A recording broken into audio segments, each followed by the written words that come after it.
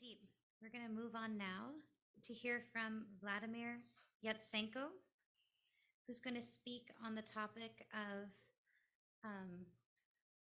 karma yoga, a key to the sustainable society of the future. Oh, sorry. Dr. Valdimir Yatsenko is the director of the Institute for Applied Research and Integral Studies at the Sri Aurobindo Integral Life Center.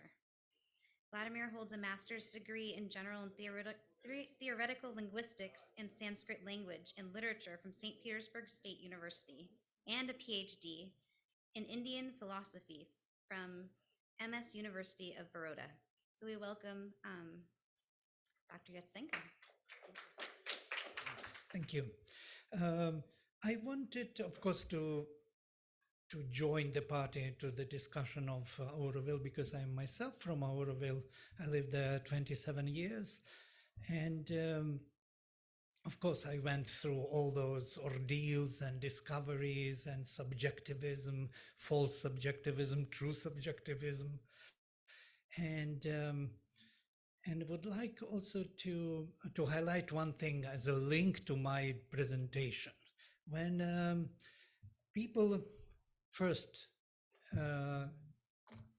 residents of Auroville came to the mother and they said, you know, we need some guidelines, whom to accept and whom to reject. How would we know who is right for Auroville and who is not? And you know what she answered? As long as there are no guidelines, there is still a hope. So everyone subjectively has to find the truth and join the others. We all know what is good, what is right, but our dogmatic mind separates us from others. Then she said, if you want to really understand others, you have to rise above your preferences, above your context of understanding, up high above, and from there try to see what others want to say, what they are looking to express, not what they are saying, but what they want to say. And if you catch that, you can communicate. So this is the guidelines for true subjectivism. We have to overcome our own preferences, rise above our own context in which we live.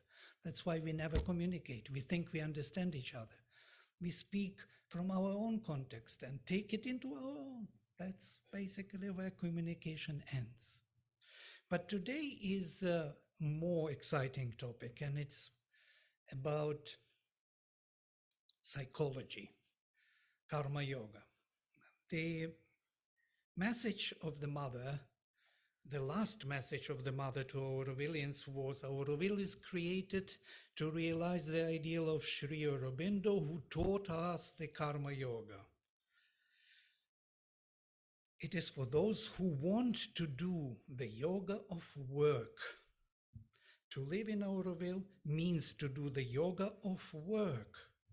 So all Aurovilians must take up work and do it as yoga. Take up work and do it as yoga, as the means for self-discovery. So all the activities have to be changed, to be turned into the educational for self-discovery and self-finding, and not for the sake of livelihood or earning money or, gaining some, aims in the future and building some business. It's not about that. It's about learning about yourself. And that's why she wanted to create this environment. And by the way, her idea was to have 50,000 people, because this would give the world the opportunity to be in sync with this place. So to say, it would become contagious for the world, and the world would change in the occult sense. 50,000 real, true Aurovilians would change the whole world, because this would be the true self-example for the world, how to follow. So I want to start with the problem, the curse and the blessing of labor. And this is kind of important for the sustainable society. So the whole idea of labor, this is my text, being difficult is found in the Bible already. You remember when Yahweh cast Adam and Eve from paradise, he curses them. And he says that by the sweat of your face, you will eat bread until you return to the ground. And in pain, you will bring your children, and in blood, you will, all that he cursed the laborer. And from there, it seems that that imprint is still in our psychology, that the labor is difficult, sweating, working hard to earn your bread. This is how we take the labor. So this belief that the labor is cursed generated or created this concern that giving less and taking more is the right way to go. You have to work less and to get more. That's the success. You're successful in business. You pressed right buttons on the computer and you got millions coming. This is the business. This is clever. You did work right. But where that extra will come from? Somebody will have to produce it, to generate it, to sweat for it, and you just redirected it with your cleverness. So this is not the way to go ahead for the sustainable society as we understand. We can see where it leads us. So we need another model where everyone works for all and all for everyone, where work is a means for self-realization. This is the subjectivism. True subjectivism has to join the activities outside in the social setting. This type of society, we believe, is impossible without a conscious practice of karma yoga. That's why the last message of the mother was to practice karma yoga. Auroville was meant to be this model, where all the activities would have first and foremost educational value and purpose. Even businesses, even production units had to have that value, that people who work there, they are building themselves through the work. And what they produce belongs to the society. It is not for the sake of production, but for the sake of self-finding. Yes, the blessing of labor. It's quite interesting. If in the Semitic tradition we find the curse of labor, in a Vedic tradition we find the blessing of labor. What Krishna says, yat karoshi, yad ashnasi, yad juhoshi, dadasi, yat tapasyasi kaunteya tat kurushva mad arpanam. Whatever you are doing, says Krishna, in the secret knowledge, in the 9th chapter, eating, sacrificing, giving, or focusing your energy upon as your own goal, Osana Kunti, of Kunti, make it as an offering to me. The consciousness of the Supreme has to shine through the activities which man is doing, through that offering, through that connection. And this is the blessing. This is the real, true subjectivism in action. So I wanted to highlight several approaches, several attempts in Indian tradition which were made to achieve that goal. First is approach in the Rig Veda. In the Rig Veda, as you know, there are creatures, Dasyus, Danavas, all these demons, so to say. There are Vritras, there are Valas, there are Shushnas, there are many of them of different kind, and they all resist the change, the divine intervention of light. And one type of these is Panis, and Aurobindo gives the whole article on them. Panis are the dwellers in the subconscious cave. They are the robbers and the traffickers and the traders of stolen and hidden riches. When they wake up They steal the light of the divine illumination and store it in the subconscious cave. It's a subjective. These panis, he says, these are the senses of action or organs of action, karmendriyas in the later language. Those of you who studied Indian philosophy most probably know about them or studied Sri Aurobindo's Secret of the Veda. I do not know how many people are aware here of these things. No? Am I out of sync? No, it's okay. So Angiras Rishis, those great forefathers who are still there, luminous beings, with the help of Indra, the Lord of the Divine Mind, Brihaspati, the Lord of the Divine Word, break the wall where the reaches are. Vala, wall is Vala, interesting, yeah? And release the treasures, and new dawn is born, and new sun, new heaven. The herds of the sun are released from the darkened cage. When Sarama, the hound of heaven, as a symbol of intuition, discovers the hidden treasures in the cave, panis, those organs of action, I will come to them in a minute, who they are, try to bribe her. But she rejects their offer and tells them that Indra is her master and he cannot be corrupted. So Indra will come, she says, and will destroy you. Interestingly enough, Sri Aurobindo says that panis represent 5 major karmendriyas, yeah? The power of the self-expression, the word, the hands, the legs, procreatory and excretory organs. If you look at all of them in Sankhyaik terms, you will see that all of them are connecting our body to the outside. Speech connects us, we communicate to other bodies. Hands, we reach out, yes, to touch, to grab, to give. Legs are connecting us by our motion to some other people.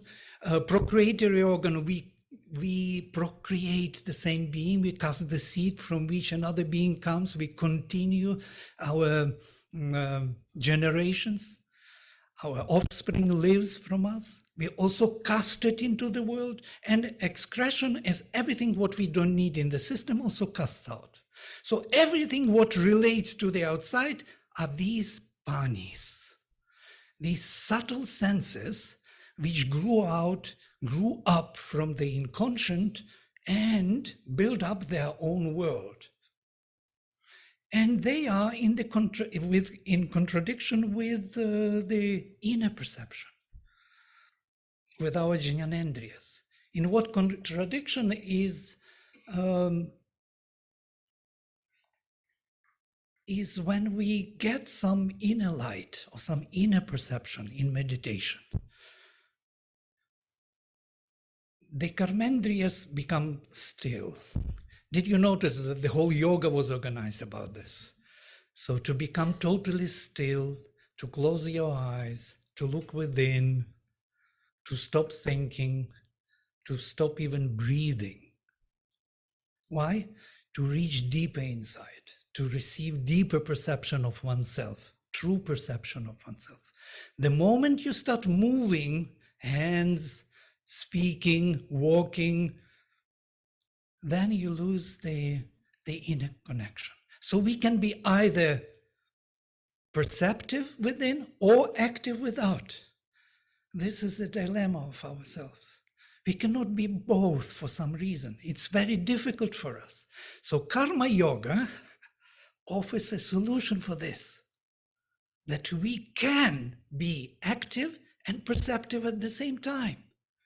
The true subjectivism is possible after all. But it is a psychological exercise which we all have to do. Yeah. So approach in the Rig Veda, I already spoke about. I'm moving in the wrong direction.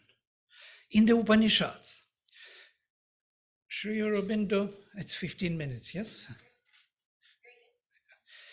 In the ancient conception of the universe, Sri Aurobindo says, our material, it's about Upanishads, our material existence is formed from the 5 elemental states of matter, the ethereal, aerial, fiery, liquid, and solid. Everything that has to do with our material existence is called the elemental adhibhuta. We will have to use these terms for a while. In this material form of 5 elements, there move non-material powers, manifesting through the mind force and life force that work upon matter, and these are called gods or devas. Everything that has to do with the working of non-material in us is called adhidaiva, that which pertains to the gods. These gods are nothing but the faculties of consciousness, our speech, our breath, our sight, hearing. This is mind, thought, feeling in bodily sense. These are the annam pranam chakshushrotram manovacham iti. It was mentioned from Bhrigu by Devdeep. Oh, sorry. But above the non-material powers, containing them greater than they, is the self or spirit, Atman. And everything that has to do with this highest existence in us is called the spiritual, Adhyatma. So this is the innermost being. So Adhyatma is in the center. It is our true subjective self, unborn self, as it were. Adhidaiva are our faculties of the mind and vital.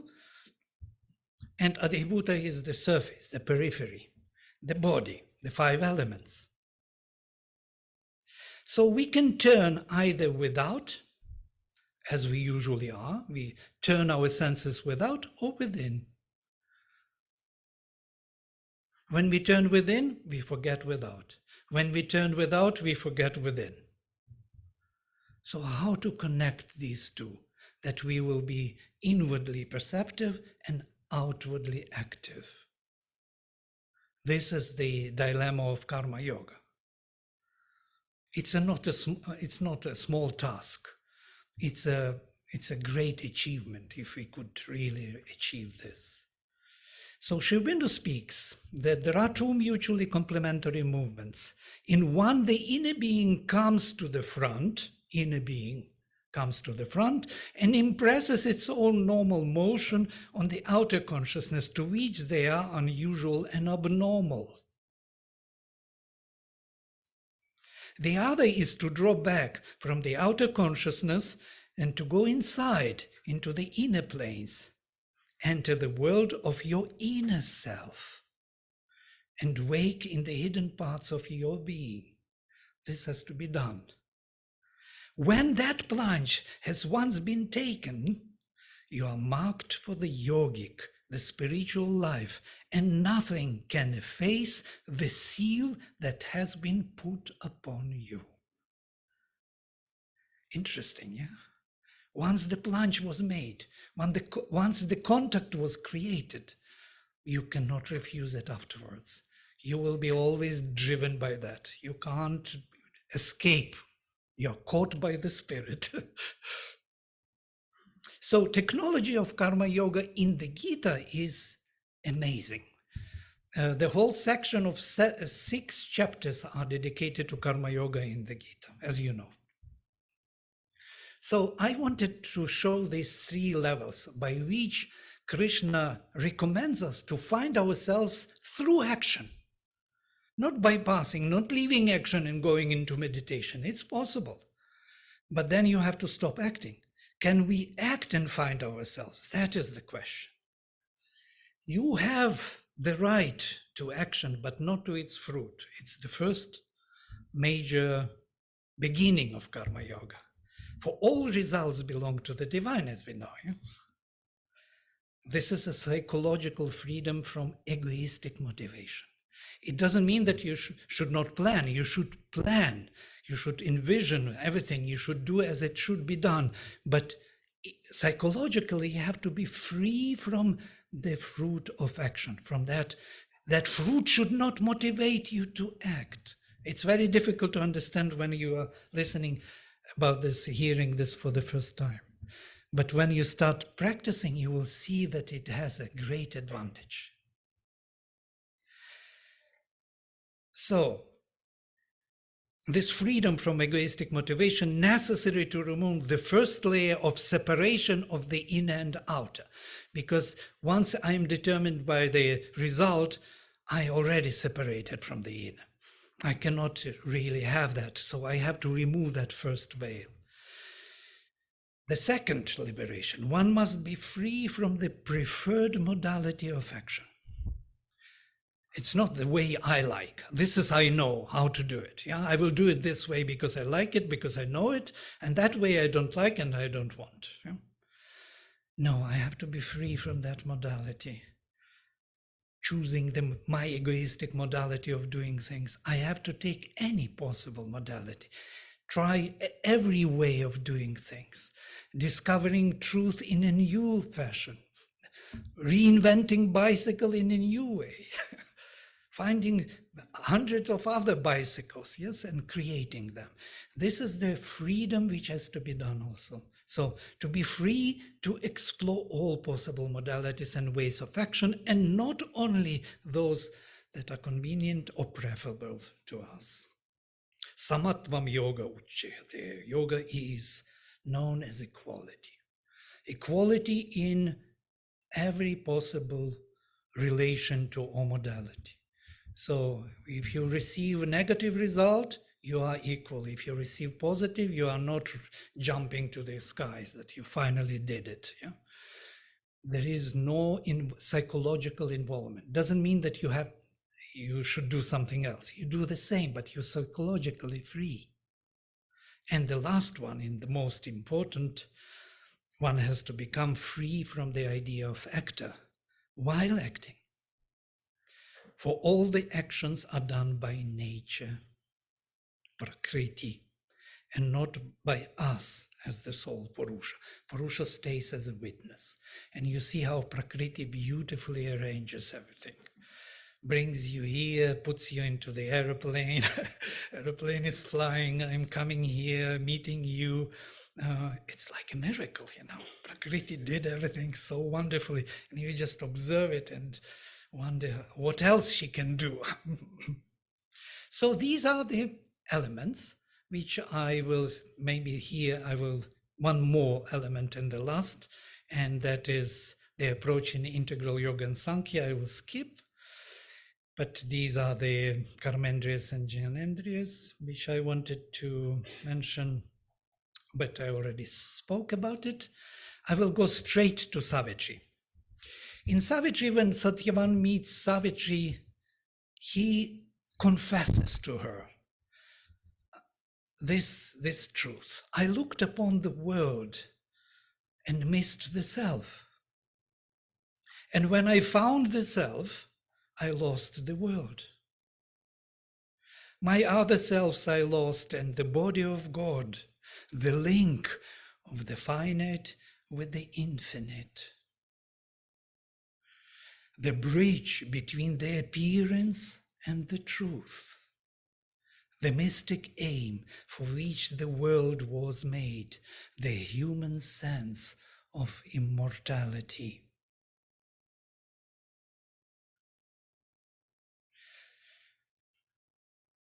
In the integral yoga, Sri Aurobindo offers us to Pavitra. He says, Pavitra asks him, how should I proceed? When I'm in meditation, I have the contact, I have the presence. But when I start being engaged with the outer world, then I lose that connection. And Sri Aurobindo says, you go slow. You keep the connection and do some kind of mechanical work. Not too much engaging, keep the connection. Try to enlarge the presence of the connection through the activities. That's why Mother gave to many people in the ashram to wash dishes. To the great professors and doctors, they were standing there washing dishes. Why? Because they had to connect the presence to the physical activity, which was very difficult to make. And the Mother has even a greater solution. She gives us the 12 qualities, the Matrimandir, 12 petals, sincerity, humility, gratitude. Practice these, and they will lead you to karma yoga. Thank you.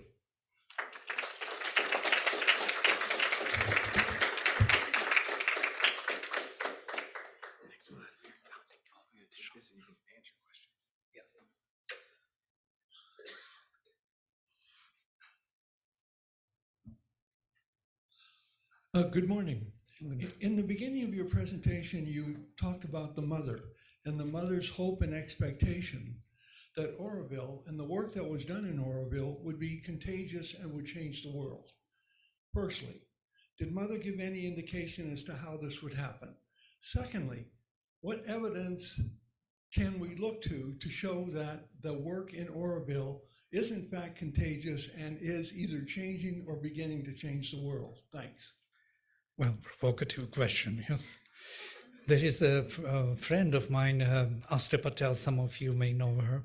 She is the old karma. She even read Sri Aurobindo, his own Savitri. So she was playing the role that the mother arranged that. And she says, Auroville is a strange place. It seems that it helps humanity by collecting all difficult cases from the world to put into one place. So it may give you a perspective of what it means to be in Auroville. First of all, it is given, full freedom is given. You can express yourself the way you want, and then you can imagine what can come up from the undercarpet. Yeah? Everything else, all those subjective movements, unregenerated feelings, emotions, desires, dogmas, everything pops up and everybody is right. And there is no way, no criteria to judge it. So that is false subjectivism in full-fledged. And we have to overcome that stage. We have to go through it, to learn from it, what it means. And that's what I think Auroville is going through. And about 50,000, she says that it's an occult number. Once 50,000 will be there, working, it will create necessary resonance for the world to catch up. It's something we don't know. Yeah, it's Mother's vision.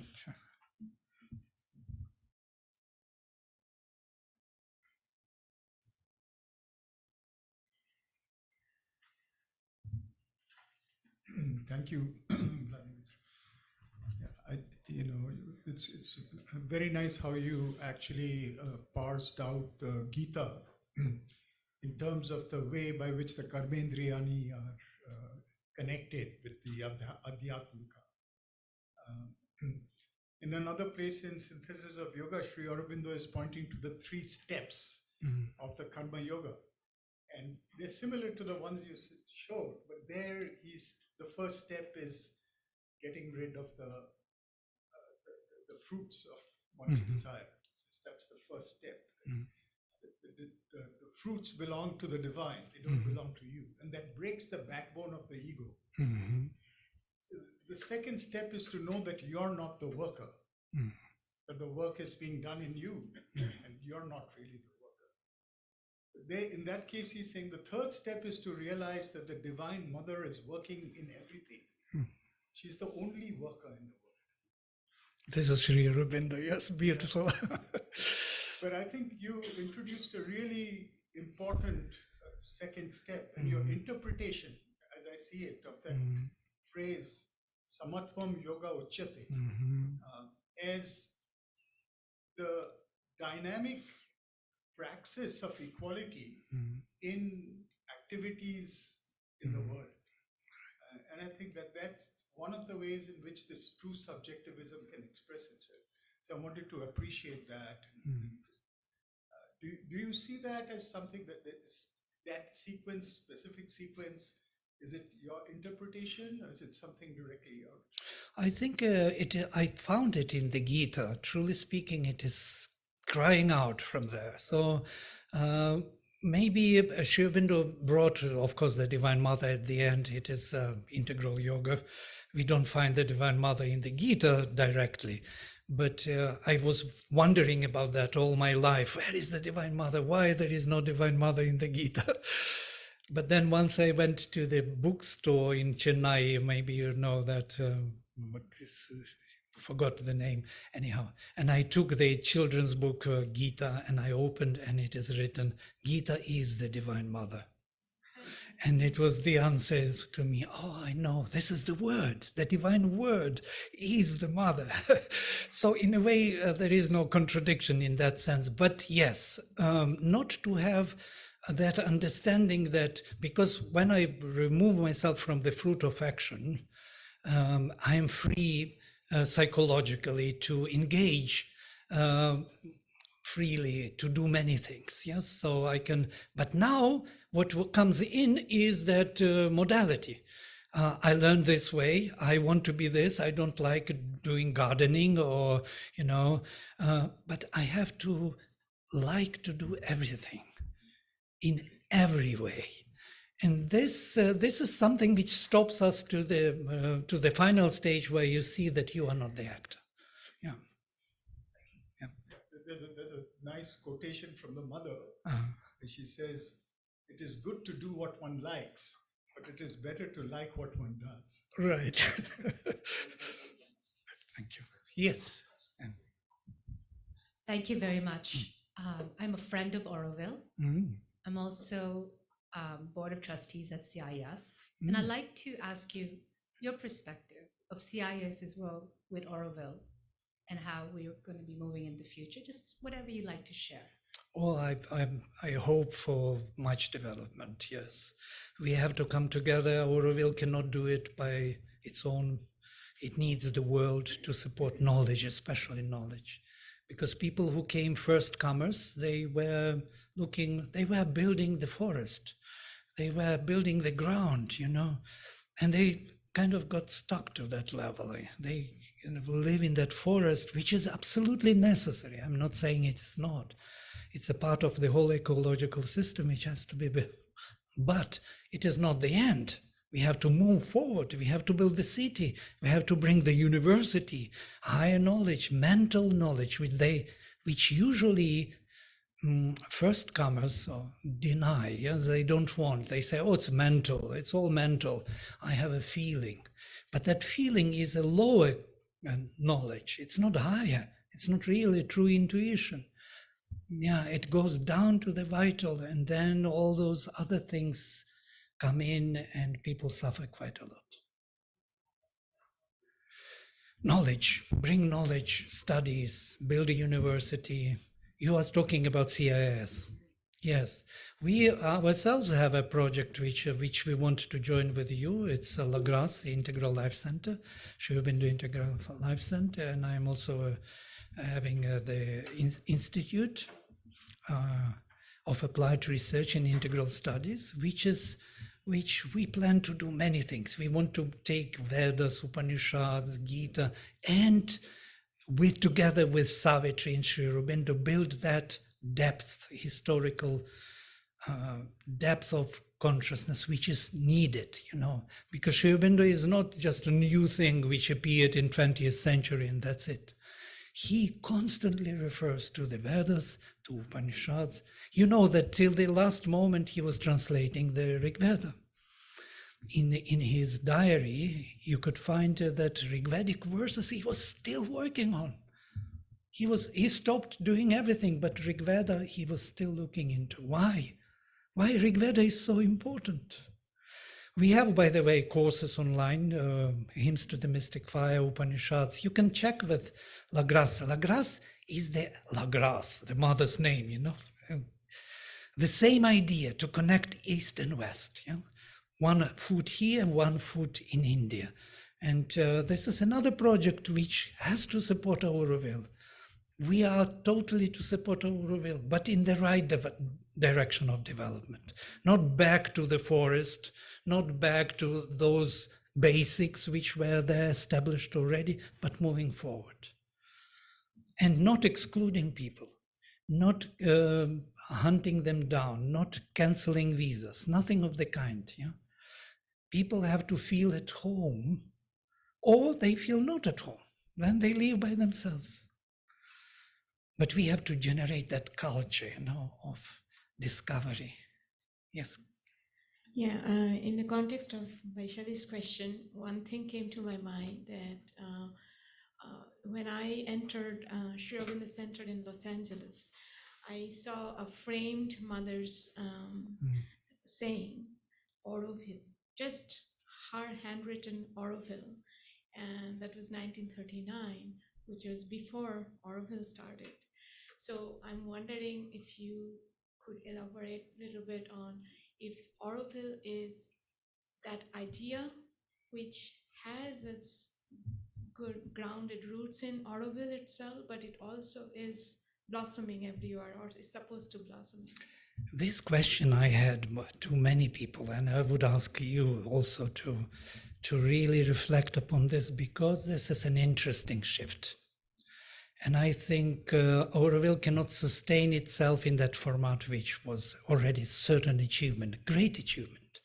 The city is in the place, but the content is not yet there. So we kind of move to the world, collect everything the best. We have to bring again back the best elements to Auroville.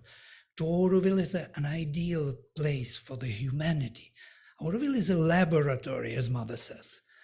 Things are tried out there. All the mistakes are allowed. It's no problem.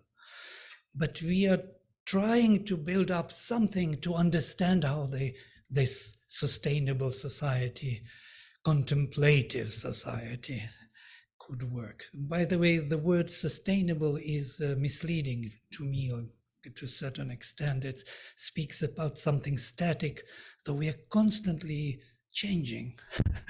And by changing ourselves, we change the world. We can't wake up in the same world tomorrow. It will be another world. So to accept that dynamism of moving forward, that evolution of consciousness, maybe that is the good way to define sustainability. If we agree to grow, not to hold on to what we have or to preserve what is done, it's not enough. So Auroville, the city of dawn, city of Sri Aurobindo, what can be more beautiful? And it's the beginning. Mother says it's the project of the Lord.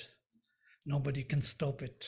People were coming complaining, what are we doing? Look how much money we wasted. She says, don't worry, it's the project of the Lord. Look how much consciousness you wasted.